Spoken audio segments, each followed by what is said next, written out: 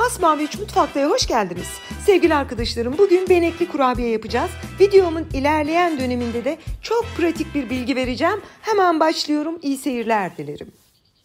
Hamurumuz için gerekli malzemeler: 1 tane yumurta, 125 gram oda ısısında yumuşamış tereyağı, yarım su bardağı pudra şekeri, yarım su bardağından biraz eksik, yani bir su bardağını 3'e bölün. 3'te 1'i kadar sıvı yağ. Ben bunu gram olarak da açıklama bölümüne ekleyeceğim. Bir paket vanilya şekeri ekleyelim. Bütün malzemeleri şöyle mümkün mertebe birbirine karıştıralım. Bütün malzemeleri karıştırdıktan sonra bir çay kaşığı kadar, gördüğünüz kadar, yani bir çay kaşığı çok hafif tepeli diyebilirim, kabartma tozu ekleyelim. Lütfen fazla eklemeyin.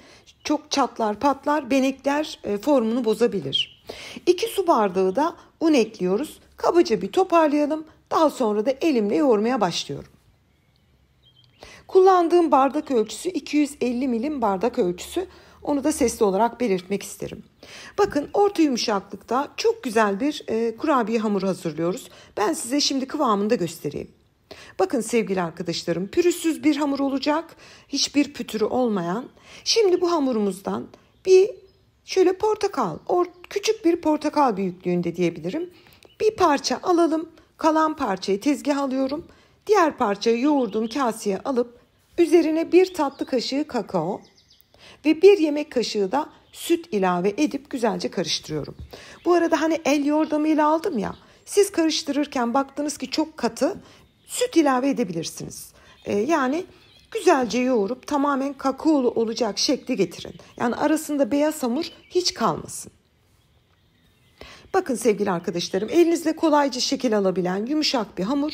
Az önce belirttiğim gibi hepimizin el yordamı aynı değildir. Baktınız ki çok sert, biraz sütle bu kıvama getirebilirsiniz. Şimdi 2 farklı renkte hamurumuzu hazırladık.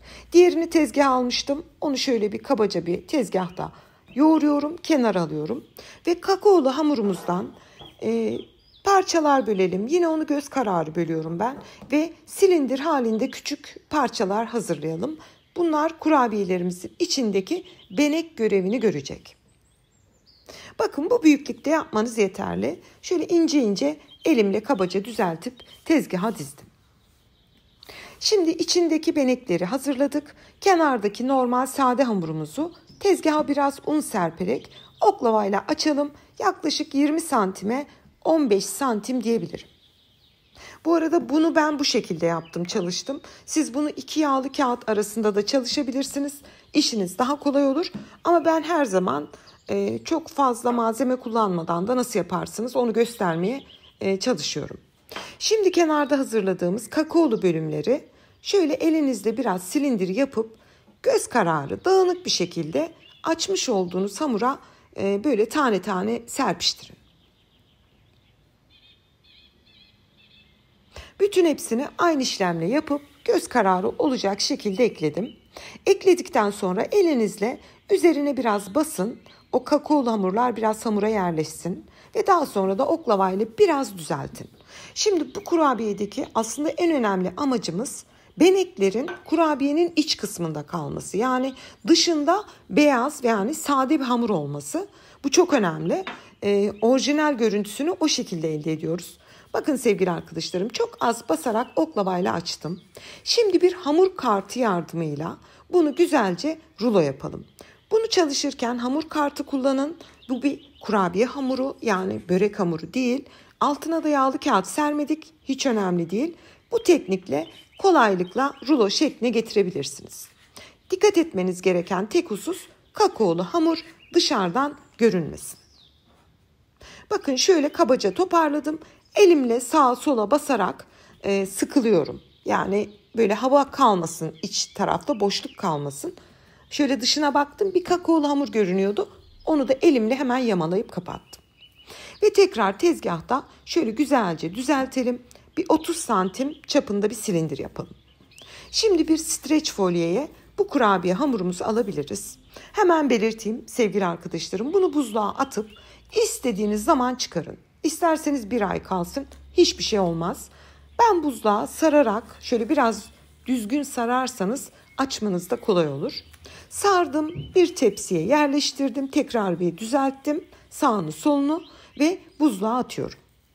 Yani ben çekimlerime ertesi gün devam ediyorum ama şöyle 1 saat bekletip hemen kesip servis de edebilirsiniz veya 1 ay sonra da yapabilirsiniz. Gördüğünüz gibi ertesi gün tamamen donmuş bir kurabiye hamurumuz var. Tezgahta bir 15 dakika bekletiyorum ve daha sonra kesmeye başlıyorum. Hemen burada videomun başında belirttiğim, size çok güzel bir pratik bilgi vereceğim dediğim bilgiyi biraz sonra göreceksiniz. Çok büyük bir kolaylık. Ben gördüğümde ve duyduğumda çok beğenmiştim. Size de bugün sunacağım. Şimdi sevgili arkadaşlarım, kurabiyelerimizi açtık. Güzelce dilim dilim keselim. Bakar mısınız? Her dilimi kestiğinizde tam ortasındaki o benekler, hepsi birbirinden farklı oluyor zaten. Çok muazzam, çok orijinal bir görüntüsü var. Kenar duvarları tamamen sade, benekler sadece içinde.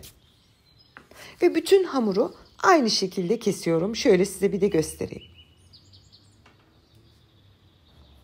Hamurumuzu tamamen kestikten sonra yağlı kağıt sermiş olduğum bir tepsiye diziyorum. Hemen belirteyim. Bu dizme işleminden sonra birkaç tane kurabiyeyi kenara ayırıyorum. Orada da size o pratik bilgiyi vereceğim. Bir tepsi kurabiyemizi dizdik. Fırına gitmek için hazır. Önceden ısınmış alt üst ayar 160 derece fırında 20 dakika pişirelim. Gördüğünüz gibi şöyle bir 5 tane kurabiyeyi de ayırdım. Onu da farklı bir teknikle pişireceğiz şimdi. Kurabiyelerimizi fırına gönderiyoruz. 160 derecede 20-25 dakika pişmeye gitti. Yani şöyle güzelce bir kızarsın. Bakın sevgili arkadaşlarım, kalan kurabiyeleri airfryer'de pişireceğim. Bir yağlı kağıdı vardır bilirsiniz, airfryer'in kendine özel. Onun içine kurabiyeleri ekledim. Yine airfryer'de 160 derecede 20 dakika pişmeye gönderdim. Arada bir çıkarıp bakın, ne kadar istiyorsanız o kadar kızartın, tamamen size bağlı. Yani kurabiye airfryer'de olur mu? Muntazam ve bal gibi oluyor diyorum. Yaklaşık bir 20 dakika pişirdikten sonra çıkardım. Bu fikir için kızım Diloş'uma çok teşekkür ederim. Çünkü Almanya'dayken bana kahve yaptı. Yanına böyle sıcacık kurabiye getirdi. Dedim anneciğim bunu ne ara yaptın? Dedi ki anne buzlukta hazır. Ben kahvenin yanına böyle 2-3 tane çıkarıp hemen airfryer'de pişirip yiyorum dedi. Ben de ondan aldığım bir fikri bugün sizlere sunuyorum. Çok güzel bir fikirdir. Yapın, buzluğa atın, dilimleyin atın. Misafiriniz gelince 3-4 tane pişirip servis edin. Ve diğer kurabiyelerimizde ben 25 dakika pişirdim fırında. Biraz hafif kızarınca daha çok seviyorum kurabiyeyi. Çünkü tereyağı böyle lezzetini daha güzel salıyor. Hemen bir tele soğuması için alıyorum.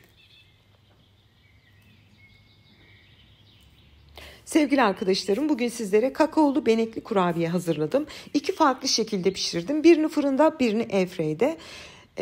Airfryer bomba bir kolaylık bence. Mükemmel. Misafiriniz geliyor, bazen kocaman kurabiye gerekmiyor. Hemen 3-4 tanesini pişirip kahvenin yanına çıkarın. Gördüğünüz gibi öbürlerinden de hiçbir farkı yok.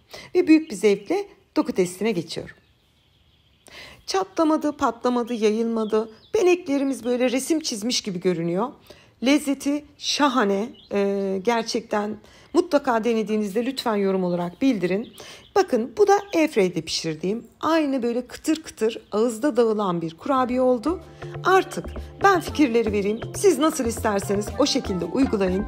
Şimdiden yapacak tüm izleyicilerime afiyet, bal, şifa olsun diyorum. Yeni tariflerimde görüşmek ümidiyle. Hoşça kalın.